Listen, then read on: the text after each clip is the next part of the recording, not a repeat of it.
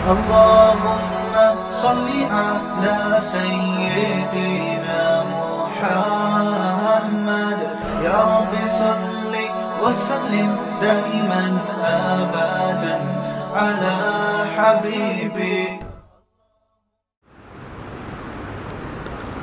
اللہ تعالیٰ نے دنیا میں جو کافر لوگ ہیں، کافر جو اللہ کو نہیں مانتے یا اللہ کو مانتے ہیں مگر ایسے نہیں مانتے جیسے ماننا چاہیے، جیسے کہ لبرل مسلمان، میں جس کے پیچھے پڑھتا ہوں تو ہاتھ دھو کے پڑھتا ہوں، عاملوں کے پیچھے پڑھا تھا تو ان کو گھر تک پہنچا کے آیا تھا، پھر بعض لوگوں کے پیچھے پڑا تو وہ آخر تک چیلنج کر کے فائلیں لپیٹ کے رکھ دیں کہ بھئی یہ آخری میرا بیان ہے، یہ چیلنج ہے، تو اس کے بعد اب جو بھی بات ہوگی تو پہلے یعنی آمنے سامنے ہوگی بس. تو اتنی بڑی بات کر دی، اب کیا رہ گیا کرنے کے لیے؟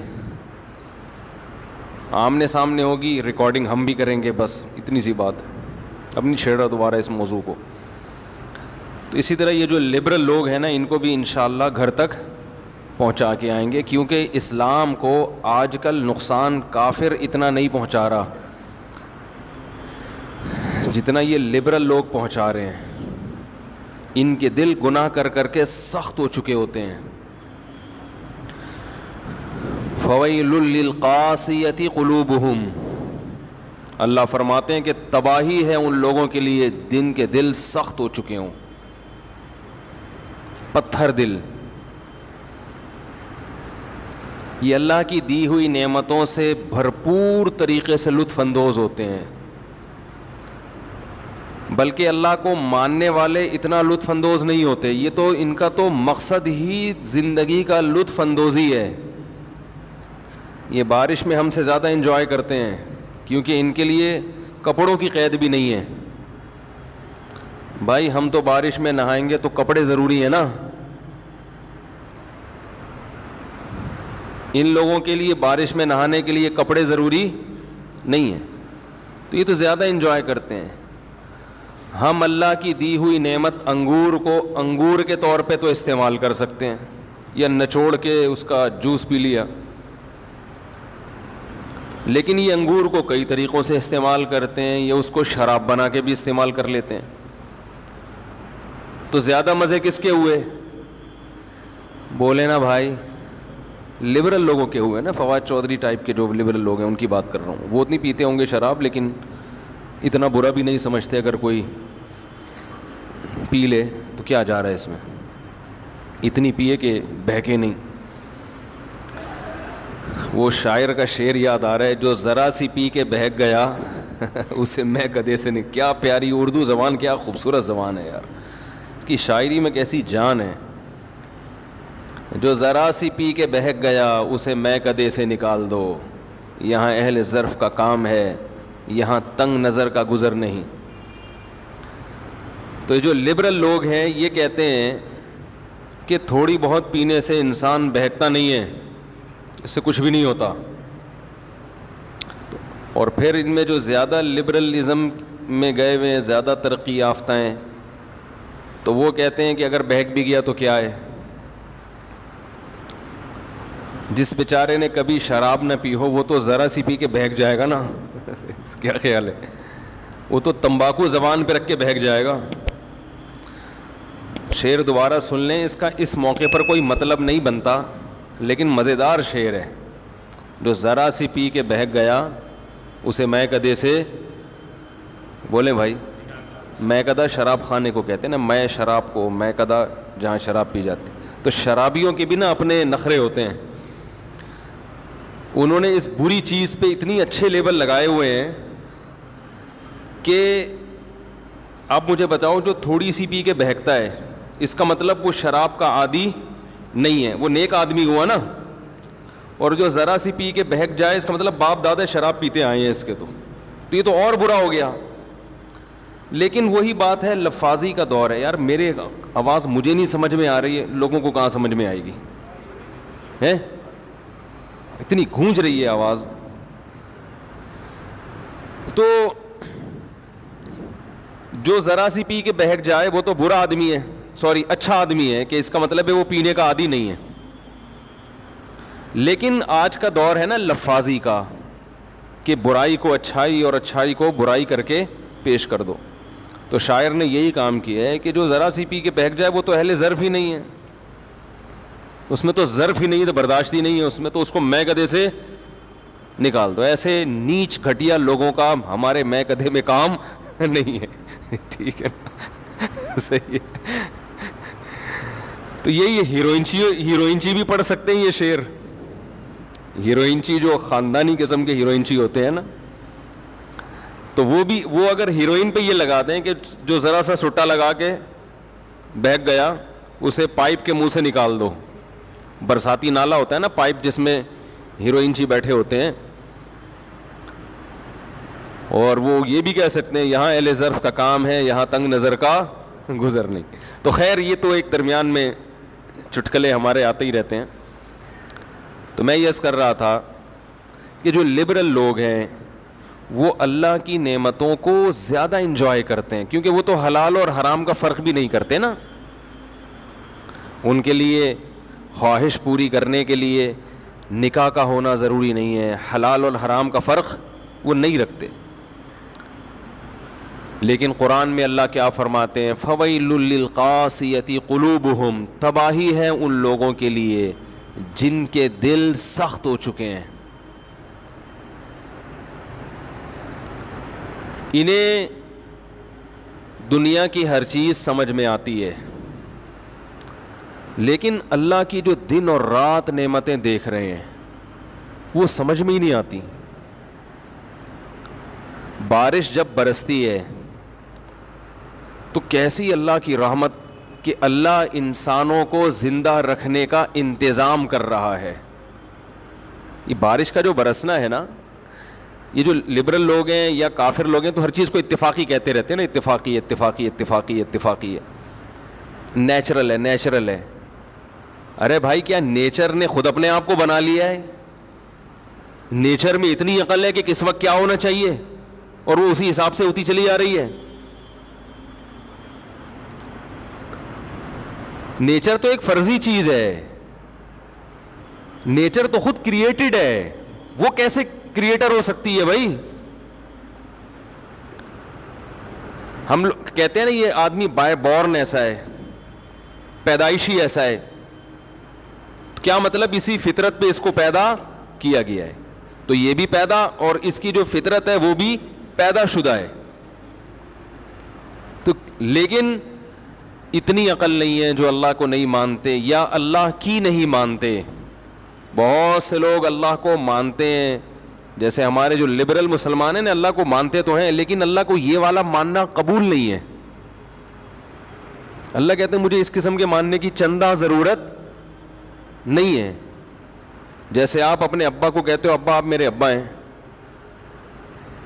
لیکن ابا کہتے ہیں بیٹا آئی ڈی کارڈ میں میرا نام ڈال لو ولدیت میں, آپ اس کے لیے بھی تیار نہیں ہوتے. ابا کسی کام کا آپ کو کہتے ہیں, آپ اس کے لیے تیار نہیں ہوتے. ہاں ابا سے پیسے لینے کے لیے آپ آ جاتے ہیں.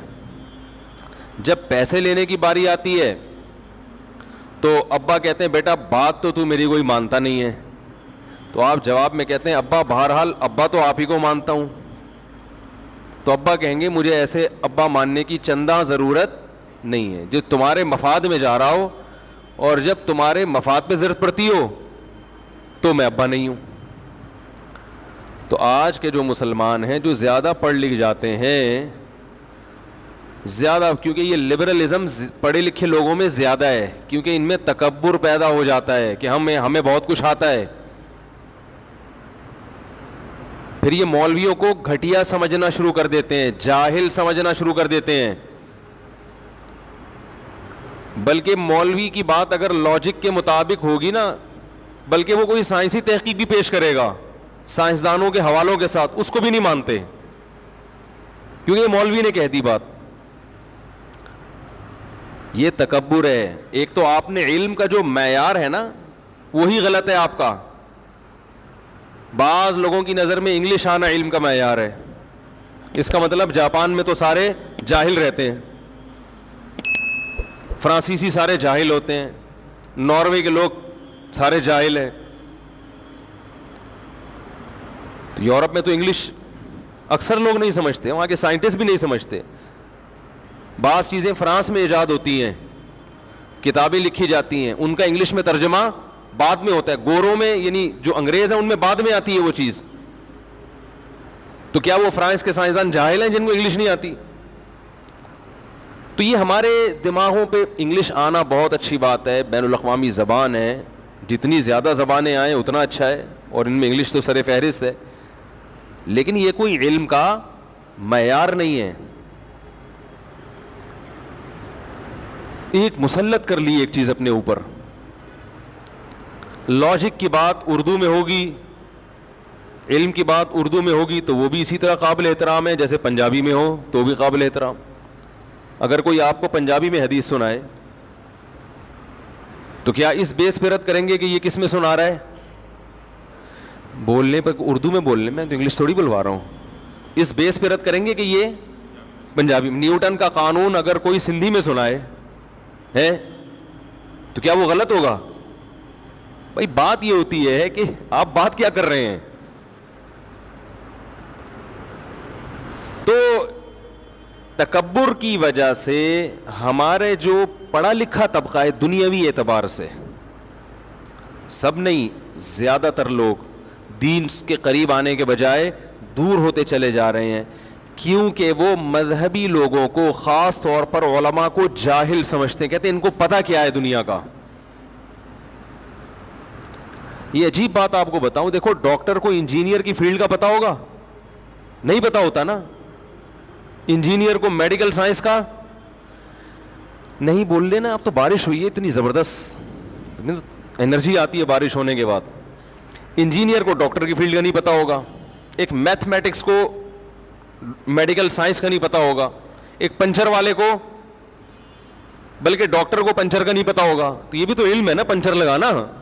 علوم اور فنون وہ تو کچھ بھی ہو سکتا ہے, لیکن ڈاکٹر انجینئر کی بات کو اس بیس پہ رد نہیں کرے گا کہ اس کو میڈیکل سائنس کا کچھ بھی نہیں پتا. وہ کہے گا بھائی انجینئرنگ کی فیلڈ میں یہ ہم سے آگے ہے.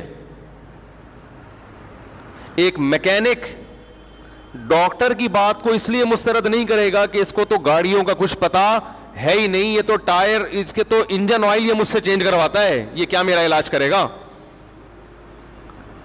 تو یاد رکھو اسی بیس پہ یونیورسٹی میں پڑھے لکھے پروفیسروں کا یا ڈاکٹروں کا یا انجینئروں کا کسی عالم یا مفتی کی بات پہ اس بیس پہ رد کرنا کہ ان کو تو ہمارے علم کا کچھ پتہ ہی نہیں ہے, تو یہ کوئی لاجک بنتی ہے؟ بولو نا بھائی.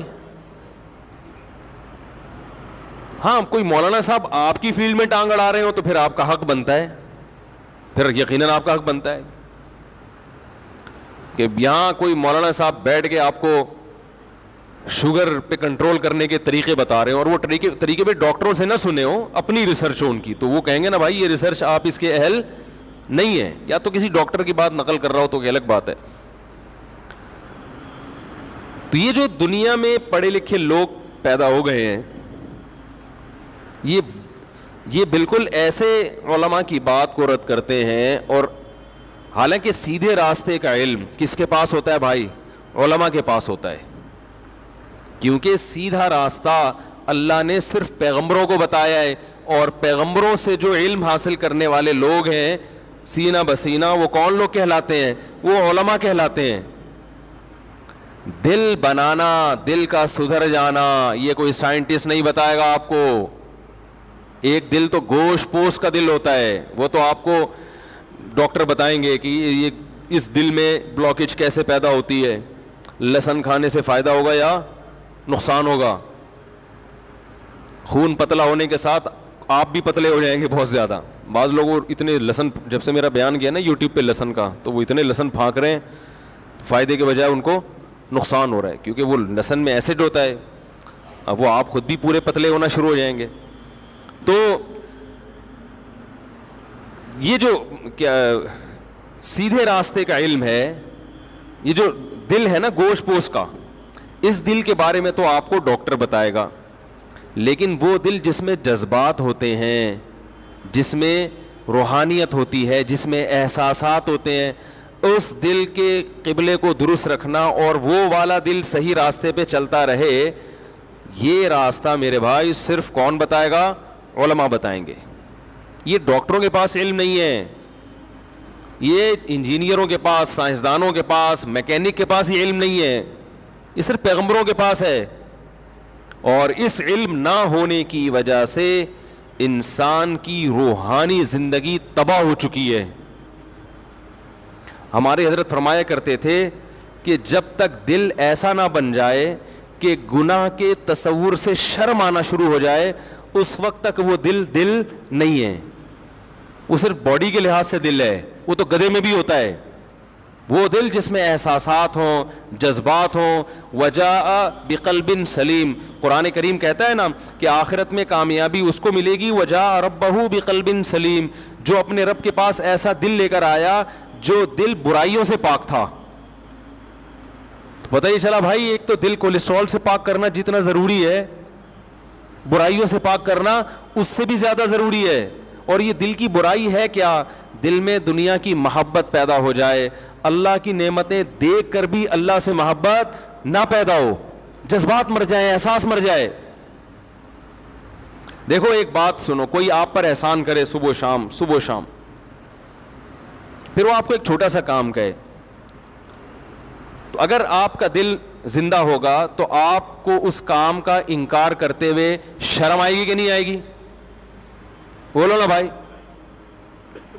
اگر آپ کو شرم نہیں آ رہی, آپ نے کام تو کر دیا, اس کی نافرمانی نہیں کی, کام تو کر دیا, آپ نے کہا اتنے احسان کیے ہیں تو چلو یار میں کر لیتا ہوں, کیا جا رہا ہے, تو بھی ٹھیک ہے, لیکن اتنا ٹھیک نہیں ہے. ہونا یہ چاہیے کہ آپ کو انکار کرتے ہوئے شرم آ رہی ہو, یہ کیفیت پیدا ہو جائے. تو علماء کہتے ہیں, بزرگان دین کہتے ہیں کہ صرف اتنا کافی نہیں ہے کہ آپ گناہ چھوڑ دیں, زنا چھوڑ دیں, شراب چھوڑ دیں, نماز قضا کرنا چھوڑ دیں, والدین کو ستانا چھوڑ دیں, رشوت کھانا چھوڑ دیں, بد نظری چھوڑ دیں, انٹرنیٹ پر بیہودہ فلمیں, فحش چیزیں, ویب سائٹیں دیکھنا چھوڑ دیں, لڑکیوں سے حرام لذتیں حاصل کرنا چھوڑ دیں. صرف اتنا کافی نہیں ہے, بلکہ صحیح دل اس شخص کا ہوتا ہے کہ اسے جب پتہ چل جائے کہ بھائی اللہ نے اس چیز کو غلط قرار دیا ہے, تو اسے وہ کام کرتے ہوئے شرم آئے. کرتے ہوئے نہیں, تصور, کیونکہ کرتے ہوئے تو کرنا تو شروع کر دیا اس نے, تصور سے شرم آئے, بھئی کیسے کر لیتے ہو. یوسف علیہ السلام کو جب عزیز مصر کی بیوی نے بند کمرے میں زنا کی دعوت دی, جوان ہے, جوان خوبصورت, اور بادشاہ کی بیوی بھی کوئی کم خوبصورت نہیں ہوگی, اور مصر کا حسن تو ویسے ہی مشہور ہے, مصر میں تھی, کوئی روک ٹوک نہیں ہے, نہ بدنامی کا خطرہ. عورت جب خود دعوت دے رہی ہو تو منع کرنے میں بدنامی کا خطرہ ہوتا ہے, کیونکہ اس طرح کی عورتیں الٹا بلی کس پہ ڈال دیتی ہیں؟ مرد پہ ڈال دیتی ہیں, بدنام کر دیتی ہیں, اور لوگ اس قسم کی باتوں میں عورت کی بات کو شوق سے سنتے ہیں. تو تمام راستے زنا کے آسان ہو چکے ہیں, بدنامی کا ڈر بھی نہیں ہے, بلکہ انکار کرنے میں بدنامی کا ڈر ہے, اور ہوئے بھی, انکار کرنے میں جیل جانے کا خوف ہے, اور چلے بھی گئے. لیکن ان سب باتوں کے باوجود کیا کہہ رہے ہیں؟ معاذ اللہ انہ ربی احسن مثوایا, اللہ کی پناہ, وہ میرا رب ہے جس نے مجھے اتنا بہترین ٹھکانہ عطا کیا. مجھے تو میرے بھائی کنویں میں ڈال کے چلے گئے تھے, میں تو کوئی پرسان حال نہیں تھا, میرے رب نے مصر کے محلات میں پہنچا دیا. اب میں اس رب کی نافرمانی کیسے کروں؟ تو تصور سے شرم آ رہی ہے نا ان کو. حالانکہ یہاں شیطان بہکا سکتا تھا کہ آپ تو مسافر ہیں, آپ پر تو بڑی آزمائشیں آئی ہیں, بھائیوں نے کنویں میں ڈال دیا تھا, تو میں تو ویسے ہی اتنی ٹینشن میں ہوں, باپ سے بچھڑا ہوا, میں ٹینشن ریلیز کرنے کے لیے اگر اس برائی میں وقتی طور پہ پڑ جاؤں تو پھر کیا حرج ہے اس میں. شیطان یہ ساری پٹیاں پڑھا دیتا ہے, اور انہی پٹیوں کی وجہ سے انسان گناہ کرتا ہے. وہ اللہ کی نعمت کے پہلو کو دیکھ رہے ہیں کہ کنویں میں بہت سے لوگ گرے نکلے نہیں ہیں, میرے رب نے مجھے, بولو نا یار کیا ہو گیا, نکالا ہے. پھر اب یہ منفی پہلو تو یہ کہ بازاروں میں بکاؤں غلاموں کی طرح, پیغمبر کی اولاد اور بک رہا ہوں کہاں, بازاروں میں. یہ نیگیٹو پہلو تھا نا. شیطان یہاں بہکاتا ہے, ہم جیسے ہوتے تو شیطان بہکاتا کہ یار ہم تو بازاروں میں بکیں, کوئی ہماری عزت ہے, آج چلو ایک موقع مل رہا ہے تو اپنی ٹینشن تو تھوڑی دور کرو نا. اور وہ بھی انکار کرنے میں کتنی آزمائشیں ہیں.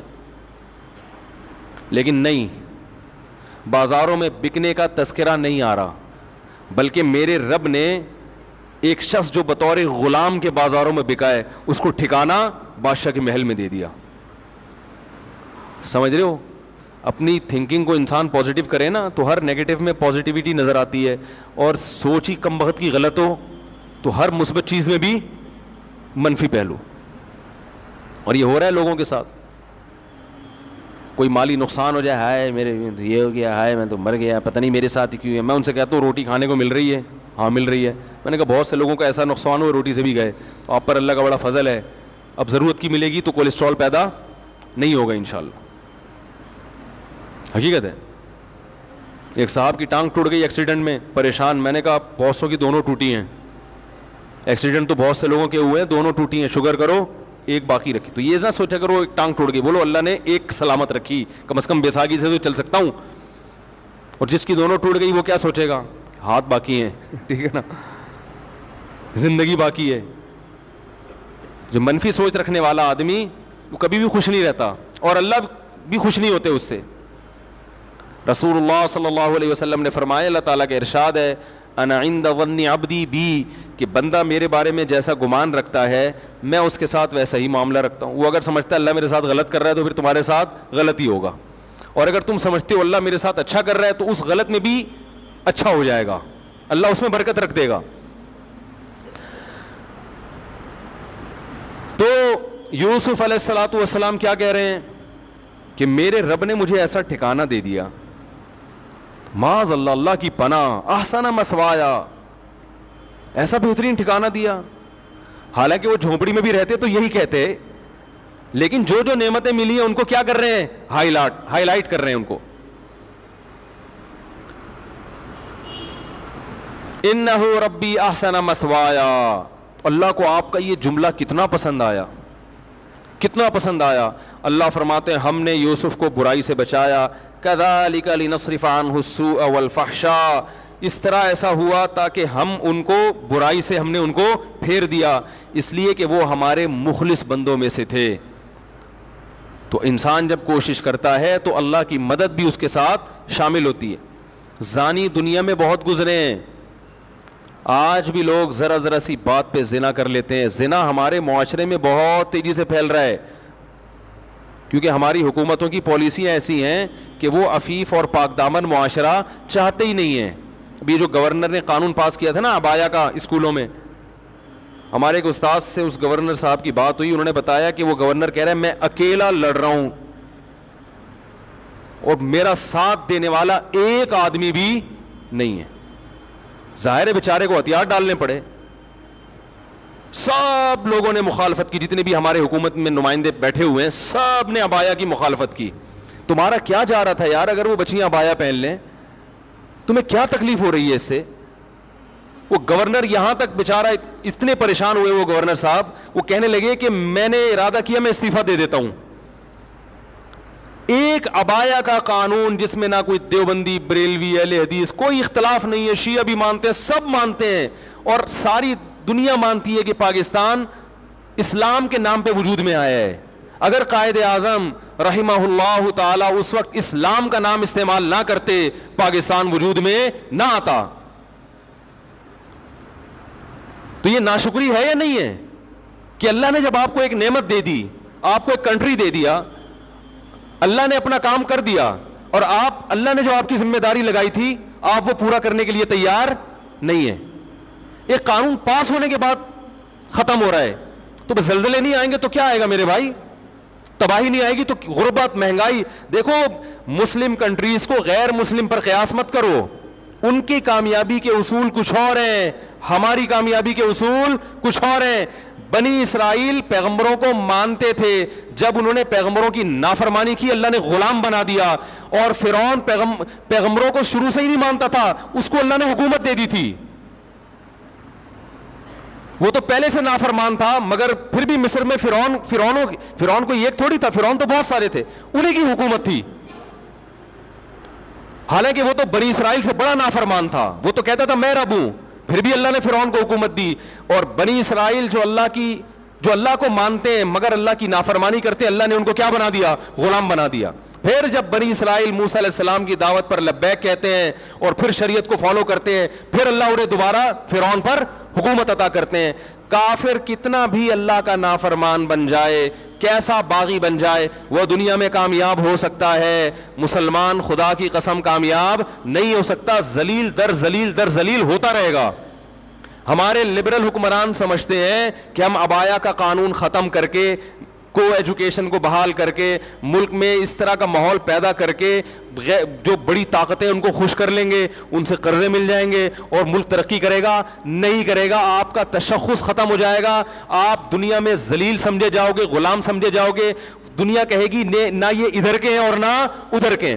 دیکھو مسلمان کتنا مرضی بے حیا ہو جائے, وہ اس میں کافروں کا مقابلہ نہیں کر سکتا. لوگ مجھ سے میرے تو ہر قسم کے طبقے کے ساتھ بیٹھنا ہوتا ہے نا, اکثر لوگ مجھے کہتے ہیں, ہمارے جو دوست احباب ہیں نا, کہتے ہیں یار یہ پاکستان فلمیں بناتا ہے ویسی بنتی نہیں ہے. ہمارے ایک سنگر سے کچھ دن پہلے ملاقات ہوئی, غریب,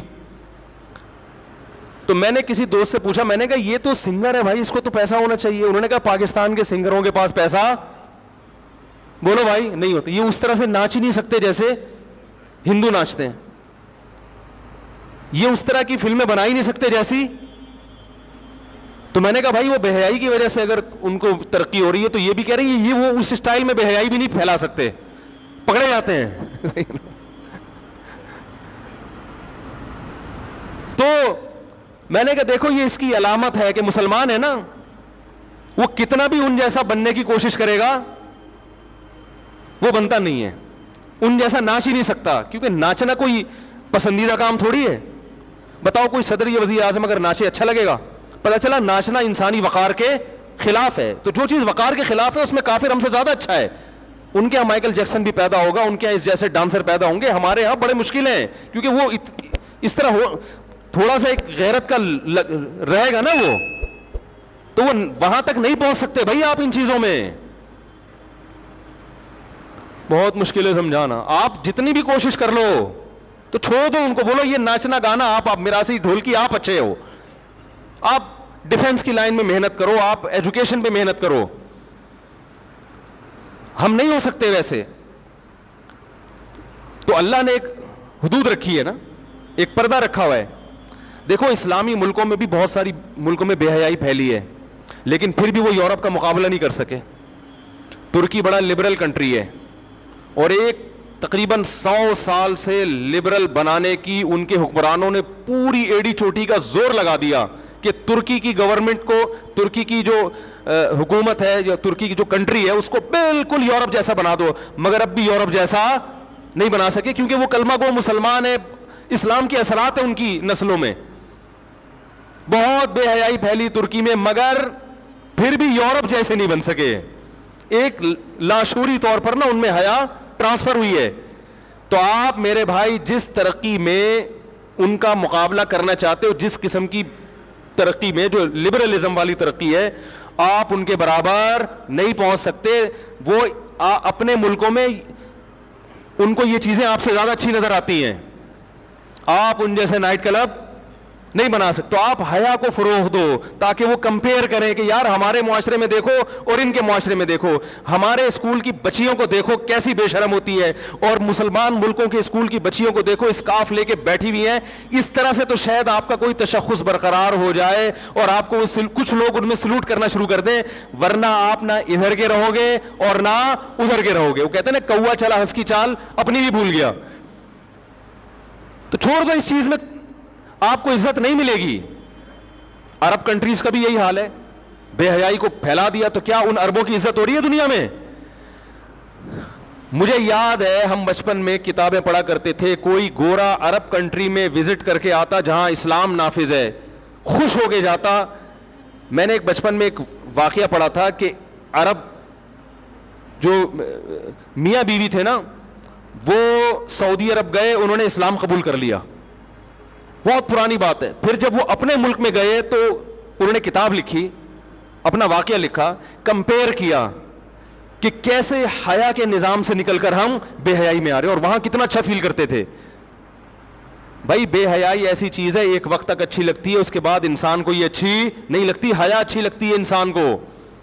آپ اپنے ملکوں میں اگر بے حیائی پھیلا, یہ پرانے سعودی عرب کی بات کر رہا ہوں, اب بھی بہت ملکوں سے بہت بہتر ہے, لیکن جا اسی ٹریک کی طرف رہا ہے جہاں ساری دنیا جا رہی ہے. تو وہ ان چیزوں سے آپ سے متاثر نہیں ہوں گے, وہ کہیں ہمارے ملکوں میں یہ تم سے زیادہ ہیں, تم کہاں تک پہنچو گے. حیا کے نظام کو آپ فروغ دو تو وہ آپ کو سلوٹ کریں گے, کہیں گے ہمارے ہاں سب کچھ ہے, یہ نہیں ہے. تعلیم بھی ان کے ہاں بہت ہے.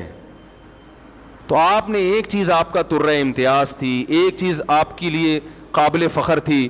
دیکھو ایک آدمی کی بیوی مکمل پردہ کرتی ہو یا پردہ بالکل نہ کرتی ہو, تو اگر بالکل بھی پردہ نہیں کرتی, بالکل گوروں کی طرح رہتی ہے, تو بہت سی ماڈرن عورتیں اس کو لائک کریں گی, ماشاءاللہ براڈ مائنڈڈ ہے. دیندار عورتیں پسند نہیں کریں گی. ایسا ہی ہوگا نا. اور ایک خاتون بہت زبردست پردہ کرتی ہے, تو ماڈرن عورتیں ممکن ہے کچھ اعتراض کریں, لیکن دیندار خواتین اس کو لائک کریں گی. لیکن جو بیچ کی خاتون ہے اسے نہ پردے والی پسند کریں گی اور نہ, بولو بھائی, ماڈرن عورتیں. ماڈرن عورتیں اس پہ اعتراض کریں گی, باہر نکلتے ہوئے عبایا لیتی ہے اور جو پردے دار ہے کہیں گی باہر جب نکلتی ہے تو چہرہ تو تمہارا کھلا ہوا ہوتا ہے, تم جوان ہو اور چہرہ کھول کے گھوم رہی ہو, مردوں سے بات چیت کر رہی ہو, تو ادھر ہو جاؤ یا ادھر ہو جاؤ. تو بیچ کا کسی کو بھی اچھا نہیں لگتا. تو اللہ تعالیٰ نے بھی میرے بھائی یہ نعمتیں ہمیں دی ہیں, اللہ نے اصول اور ضابطہ بیان کر دیا کہ تم بنی اسرائیل کی طرح ہو, پیغمبروں پر تمہارا ایمان ہے, تم اگر اپنی ذمہ داری پوری نہیں کرو گے, اللہ کی نافرمانی سے نہیں بچو گے, اللہ تمہیں تباہ و برباد کر دے گا, جیسے کہ ہو رہے ہیں, ہم بھوکے ننگے ہوتے جا رہے ہیں. اللہ سے دعا ہے کہ یہ جو نعمتیں اللہ نے ہمیں دی ہیں, اللہ ان نعمتوں کا استحضار نصیب فرمائے, اور ان نعمتوں کو دیکھ کر ہمیں اپنی یاد نصیب فرمائے. ہمارے حضرت مفتی رشید احمد صاحب رحمہ اللہ تعالی جب بارش ہوتی تھی بہت جذبات میں آتے تھے اور بہت دعائیں مانگا کرتے تھے کہ اے اللہ اس نعمت کا ہمیں شکر کی توفیق دے دے, اور فرماتے تھے میرے دل میں اللہ کی محبت کے جذبات بھڑکنے لگتے ہیں جب میں بارش دیکھتا ہوں کہ میرا رب سخاوت دکھا رہا ہے اپنی, اور اپنی رحمت کا اظہار کر رہا ہے. کیسے زمین آباد ہو جاتی ہے. اور اتنی بڑی رحمت, رسول اللہ صلی اللہ علیہ وسلم کے پاس ایک صحابی آئے گاؤں سے, یا رسول اللہ قحط پڑ گیا ہے, بارش بند ہو گئی ہے, جانور ہلاک ہو رہے ہیں. آپ صلی اللہ علیہ وسلم نے دعا کی اور بارش کی دعا کی, اتنی بارش ہوئی ہے 3 دن تک برستی رہی ہے. وہ صحابی دوبارہ آئے, یا رسول اللہ کھیتیاں ہلاک ہو رہی ہیں, جانور ہلاک ہو رہے ہیں. آپ صلی اللہ علیہ وسلم کے الفاظ دیکھیں, آپ نے فرمایا اللہم حوالینا لا علینا. یہ نہیں فرمایا کہ اللہ اس بارش کو بند کر دے, یہ تو رحمت ہے, اے اللہ اس کو ہمارے اطراف کی طرف لے جا, ہم پر نہیں بلکہ ہمارے شہر کی سے آبادی سے دور اطراف کی طرف لے جا. علماء نے لکھا ہے اس سے صاف پتہ چلتا ہے کہ رسول اللہ صلی اللہ علیہ وسلم نے بارش کے بند کرنے کی دعا نہیں مانگی, کیونکہ قرآن بہت تذکرہ کر رہا ہے اس کا. تو اللہ جیسے اس بارش سے مردہ زمین کو زندہ کرتا ہے, اے اللہ تو ہمارے دلوں کو بھی حیات اور زندگی دے دے. دل مردہ ہیں, زمینیں زندہ ہو رہی ہیں, زمینوں میں پیداوار پیدا ہو رہی ہے, مگر دل میں اللہ کی محبت کے چشمے جاری نہیں ہو رہے. اور قرآن نے اس کی بہترین مثال دی ہے, وَإِنَّ مِنَ الْحِجَارَةِ لَمَا يَتَفَجَّرُ مِنْهُ الْأَنْهَارُ. فرمایا کہ او اشد خشیہ, کہ ان کے دل پتھر سے بھی زیادہ سخت ہو چکے ہیں. پھر فرمایا پتھروں میں بھی تین قسم کے پتھر ہوتے ہیں کہ وَإِنَّ مِنَ الْحِجَارَةِ لَمَا يَهْبِطُ مِنْ خَشْيَةِ اللَّهِ, کہ بعض پتھر ایسے ہوتے ہیں جو پہاڑوں سے لڑک جاتے ہیں, یہ لڑکنے کے لیے بھی تیار نہیں ہے, اپنی جگہ پہ جامد ہوئے ہوئے ہیں. وَإِنَّ مِنْهَا لَمَا يَهْبِطُ مِنْ خَشْيَةِ اللَّهِ وَإِنَّ مِنْهَا لَمَا يَتَفَجَّرُ مِنْهُ الْأَنْهَارُ. اور کچھ ایسے جس میں چشمے پھوٹ پڑتے ہیں.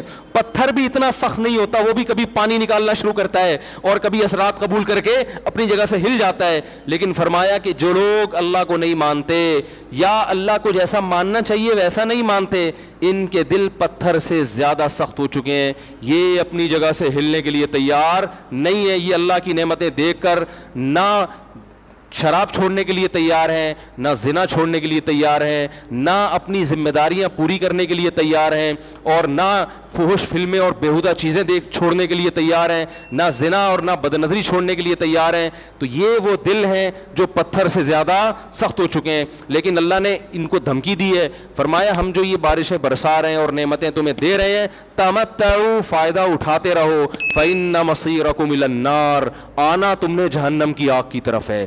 اللہ پیدا کر کے مار کے چھوڑ نہیں دے گا کہ مٹی ہو کے ختم، نا نا نا نا نا نا. یہ سب کچھ اللہ نے جو نظام بنایا ہے آزمائش کے لیے. آج لوگ تکبر کر رہے ہیں، فخر کر رہے ہیں، اللہ کے حکام کی دھجیاں اڑائی جا رہی ہیں، لیکن اللہ نے فرمایا تمتعوا، مزے اڑا لو. میں نے بتایا نا لبرل لوگ زیادہ مزے اڑاتے ہیں، بارش میں بغیر کپڑوں کے انجوائے کرتے ہیں. مولانا لوگ تو بیچارے تھوڑا کپڑوں کا خیال کر لیتے ہیں نا. تو اللہ فرماتے ہیں تمتعوا، بہت مزے اڑاؤ، شرابیں بھی پیو، زنا بھی کرو، حرام دوستی. جو شادی کی بات کرے اس پر تو بولو ہر وقت شادی شادی کرتا رہتا ہے ممبر پہ بیٹھ کے، لیکن زنا کرتے رہو بیٹھ کے، لڑکیوں سے حرام دوستیاں لگاتے رہو، یتیموں کا مال کھاتے رہو، بڑا بھائی چھوٹے بھائی کو وراثت نہ دے، انٹرنیٹ پر پوری پوری رات ننگی فلمیں دیکھتے رہو بیٹھ کے، لڑکیوں سے اسکائپ پہ ویڈیو چیٹنگ کرتے رہو. اللہ فرماتے ہیں تمتعوا، مزے اڑاؤ جتنے اڑا سکتے ہو. ان مصیرکم الی النار، آنا آگ کی طرف ہے، کیونکہ میں رب ہوں، میری سزا پھر میرے حساب سے ہوگی، تمہارے حساب سے نہیں ہوگی. وہ سزا مؤخر اس لیے کی ہے کہ بہت بڑی ہے، چھوٹی موٹی ہوتی تو اسی وقت 2 تھپڑ لگا کے چھوڑ دیتا. یہ تاخیر اس لیے کی ہے کہ مہلت دے رہا ہے، مہلت، اب توبہ کر لو، اب توبہ کر لو، اب توبہ کر لو. نہیں کی تو اللہ فرماتے ہیں موت کا جب وقت آئے گا، پوری دنیا کی دولت بھی اگر دے گا تو میں تیری جان نہیں چھوڑوں گا. کلا انہا کلمۃ ہوا قائلھا، فرمایا اس سے پہلے توبہ کے 2 آنسو بہاتا. زمین اور آسمان نے اگر گناہوں سے زمین اور آسمان کے خلا کو بھر دیا ہے نا، وہ 2 آنسو آگ ٹھنڈا کرنے کے لیے کافی تھے. لیکن جب تم موت اپنی آنکھوں سے دیکھے گا، ساری دنیا کی دولت بھی خرچ کر دے گا، تو اللہ فرماتے ہیں توبہ کا کلمہ ایسا ہوگا، انہا کلمۃ ہوا قائلھا، ایک زبان سے نکلا ہوا کلمہ جو ہوا میں تحلیل ہو گیا. اللہ اپنے قانون میں بہت سخت ہے میرے بھائی. فرعون ساری زندگی نافرمانی کرتا رہا، جب پہلا غوطہ کھایا ہے توبہ کی نا اس نے، اور کیسی پرفیکٹ توبہ کی. کہنے لگا آمنت انہ لا الہ الا الذی آمنت بہ بنو اسرائیل، یہ نہیں کہ میں اللہ پر ایمان لایا، کیونکہ اللہ کے مفہوم میں فرق ہو سکتا ہے اپنے آپ کو اللہ کہہ رہا ہو. پوری تشریح شرح کے ساتھ، حاشیے کے ساتھ کہہ رہا ہے کہ میں اس رب پہ ایمان لایا جو ایک غلام قوم کا رب ہے. صحیح ہے نا، میری جو بنی اسرائیل جو میرے غلام تھے نا، وہ جس کو رب مانتے ہیں میں اس پر کو رب مانا میں نے. اللہ فرماتے ہیں آل آنا، اب ایمان لا رہا ہے، وقد عصیت قبل، اس سے پہلے تو نے نافرمانی کی ہے. ایسا عبرت کا نشان بناؤں گا، فالیوم ننجیک ببدنک لتکون لمن خلفک آیا، تو مر جائے گا تیری باڈی سلامت رہے گی. آنے والے لوگ قیامت تک تیری باڈی کو دیکھ کر عبرت حاصل کرتے رہیں گے کہ یہ ہے جس نے زمین پر ایسی حکومت کی کہ اس کی حکومت کے کھوٹے زمین پہ گڑ گئے. آج کیسا عبرت کا نشان بنا ہوا ہے، کیسا پڑا ہوا ہے، مسالے لگا لگا کے تو اس کو محفوظ رکھا جا رہا ہے. اور اللہ فرماتے ہیں یہ تو اس کی باڈی ہے جو تمہیں نظر آ رہی ہے، اس پر گزر کیا رہی ہے ہم تمہیں بتاتے ہیں. النار، آگ ہے، یعرضون علیہا غدوا وعشیا، جس آگ پر صبح اور شام اس کو جلایا جاتا ہے. وَيَوْمَ تَقُومُ السَّاعَةُ، اور جب قیامت قائم ہوگی، أَدْخِلُوا آلَ فِرْعَوْنَ أَشَدَّ الْعَذَابِ، اللہ فرمائیں گے کہ ہم حکم دیں گے فرشتوں کو کہ فرعون کو اس سے سخت عذاب میں ڈال دو. آپ کو فرعون لیٹا ہوا نظر آ رہا ہے، قرآن کہہ رہا ہے لیٹا ہوا نہیں ہے، وہ صبح اور شام آگ میں جلایا جا رہا ہے. اس کو ہزاروں سال گزر گئے، صبح بھی آگ میں جلتا ہے، شام کو بھی آگ میں جلتا ہے. اور فرمایا ابھی قیامت آنے دو، جہنم میں ہمیشہ کے لیے داخل کروں گا جو اس سے بھی زیادہ سخت ہے. وَإِذْ يَتَحَاجُّونَ فِي النَّارِ، اور فرمایا جہنم میں جانے کے بعد کیا ہوگا. آپس میں ان کے مکالمے کو اللہ نے ذکر کیا ہے کہ جو فرعون کے ماتحت تھے وہ فرعون سے کہیں گے تیری اطاعت اور فرما برداری میں، تیری حکومت کی وجہ سے ہم نے موسیٰ کی بات نہیں مانی. اسے کمزور کہا، تو کہتا تھا موسیٰ کو بولنا نہیں آتا، موسیٰ کے پاس حکومت نہیں ہے، موسیٰ ہماری طرح پڑھا لکھا نہیں ہے، موسیٰ ہماری طرح براڈ مائنڈڈ نہیں ہے. ہم نے تیری دعوت کی وجہ سے موسیٰ کی بات کا انکار کیا، آج ہم آگ میں جل رہے ہیں.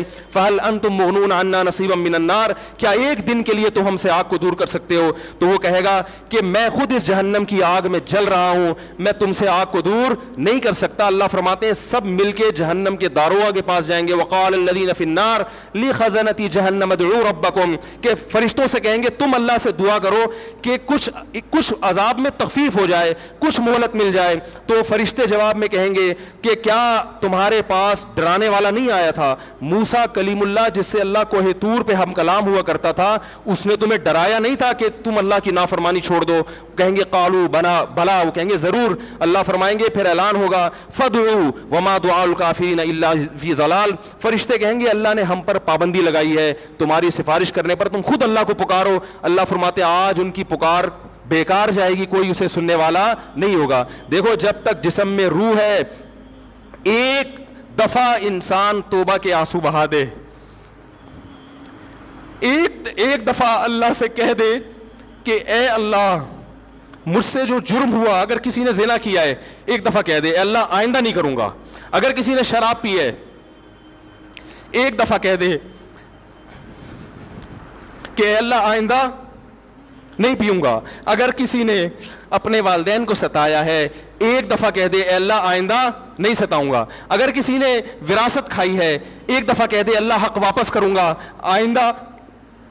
آئندہ کسی کا حق نہیں دباؤں گا. اگر کسی نے انٹرنیٹ پر بیہودہ فحش فلمیں دیکھی ہیں ایک دفعہ کہہ دے اللہ دیکھ چکا آئندہ بولو بھائی نہیں دیکھوں گا. اللہ فرماتے ہیں اس کے کہنے میں تاخیر ہو سکتی ہے. وَمَن يَعْمَلْ سُوءًا أَوْ يَظْلِمْ نَفْسَهُ ثُمَّ يَسْتَغْفِرِ اللَّهَ یجد اللہ غفور الرحیمہ, کہ ایسا ہی بڑا سے بڑا جرم کر لے, اس کے بعد جب اللہ سے توبہ کرے گا بشرطے کہ روح جسم کے اندر موجود ہو, اللہ فرماتے ہیں یجد اللہ غفور الرحیمہ, اللہ صرف گناہ کو معاف نہیں کرے گا بلکہ یہ اللہ کو غفور اور رحیم پائے گا. غفور بھی پائے گا, پانے کا مطلب ہے محسوس کرے گا کہ اللہ نے اس کے جرم کو معاف کر دیا ہے, اور رحیم بھی پائے گا کہ مزید رحمتیں بھی کر رہا ہے. یہ اس وقت تک اللہ کی طرف سے بھائی پیکیج ہے جب تک روح جسم کے اندر موجود ہے, کیونکہ غیب کا معاملہ ہے. جب اس روح اور جسم کا رشتہ کمزور ہو گیا ایڑیاں رگڑتے رہو گے لیکن اللہ توبہ قبول کرنے کے لیے تیار نہیں ہوگا. اللہ سے دعا ہے کہ اللہ ہمیں اس وقت کے آنے سے پہلے سدھرنے کی توفیق عطا فرمائے, اور اس بے حیائی کا جو طوفان ہمارے معاشرے میں پھیلا ہوا ہے اللہ اس بے حیائی کے طوفان سے ہمیں بھی اور اپنے اہل و عیال اور اپنی اولادوں کو بھی بچنے کی توفیق عطا فرمائے. سبحانک اللہم و بحمدک نشہد ان لا الہ الا انت نستغفرک و نتوب الیک.